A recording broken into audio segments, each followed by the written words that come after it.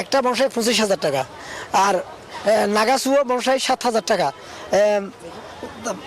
এটা হলো চন্দন কাঠটা হলো 8,000 টাকা। মেলায় রয়েছে লাল চন্দন গাছের ছাড়াও আর এসব ভিন্নতা ও সৌন্দর্যে নজর কাটছে দর্শনার্থীদের। বিভিন্ন ধরনের ফুলের গাছ, বিভিন্ন সবজির গাছ লাগাই আমরা, সেই কারণে জাস্ট আসা এসে খুব ভালো লাগতেছে। ইনডোর প্ল্যান্টটা বেশি আসছে এখানে, তারপর বিভিন্ন ধরনের ফলের গাছগুলো বেশি আসছে। বৃক্ষরোপণের সাজাই দেশ, সবার আগে বাংলাদেশ এমন স্লোগানে চট্টগ্রামে 15 দিনের বৃক্ষরোপণ অভিযান ও বৃক্ষ মেলা শুরু হয়েছে। নগরীর ঐতিহাসিক লালদিঘি ময়দানে এ মেলায় রয়েছে হাজার হাজার প্রজাতির গাছ। 3 কোটি টাকার চারা বিক্রির আশা বন বিভাগের। আবু জাবেদের ক্যামেরায় নয়ন বড়ুয়া জয়ের তথ্যচিত্রে ডেস্ক রিপোর্ট। ছোট টবে রাখা পরিপূর্ণ একটি বটগাছের বনসাই প্রথম দেখাতেই মনে হতে পারে এই যেন ছোট্ট টবের মাঝে একখণ্ড সবুজ প্রকৃতি। বয়সের ছাপ মাখা কাণ্ড, নিপুণভাবে ছড়িয়ে থাকা শাখা আর সবুজ পাতার মায়াবী ডালপালার বিন্যাসে এই যেন এক বসুন্ধরা টিস্যু, অশুদ্ধতার বিরুদ্ধে এক বিন্দুও ছাড় নয়। সৌন্দর্যের প্রতীক।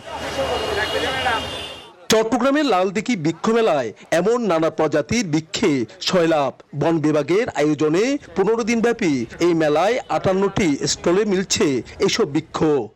একটা বনসাই 25,000 টাকা, আর নাগাসুও বনসাই 7,000 টাকা। এটা হলো চন্দন কাঠটা হলো 8,000 টাকা। মেলায় রয়েছে লাল চন্দন গাছের ছাড়াও আর এসব ভিন্নতা ও সৌন্দর্যে নজর কাটছে দর্শনার্থীদের। বিভিন্ন ধরনের ফুলের গাছ, বিভিন্ন সবজির গাছ লাগাই আমরা, সেই কারণে জাস্ট আসা এসে খুব ভালো লাগতেছে। ইনডোর প্ল্যান্টটা বেশি আসছে এখানে, তারপর বিভিন্ন ধরনের ফলের গাছগুলো বেশি আসছে। বৃক্ষ মেলার জন্য তো 1 বছর ধরে সবাই ওয়েট করে বেসিক্যালি, আর বিভিন্ন ধরনের স্টল বসে, ভালো লাগছে, অনেক ভালো লাগছে। বৃক্ষপ্রেমীদের আগ্রহ বাড়ায় আশা জেগেছে নার্সারি মালিকদের মনেও। মালবেরি আছে বিভিন্ন প্রজাতি, তাই শরীফা, তারপরে চিগলেস পেয়ারা, লাল আঙ্গুর। বন বিভাগ জানায় এখন পর্যন্ত কোটি টাকা চারা বিক্রি হয়েছে। অনেক প্রজাতির গাছ আছে, প্রায় এখন 1 কোটি ভারী গেছে বেচা কিনে। বেশি দর্শনার্থী মিলছে এখন। প্রত্যেকদিন সকাল 9টা হইতে রাত 10টা পর্যন্ত চলে। গত 11 আগস্ট থেকে শুরু হওয়া এই মেলা চলবে 25 আগস্ট পর্যন্ত। নয়ন বড়ুয়া জয়, নিউজ 24, চট্টগ্রাম।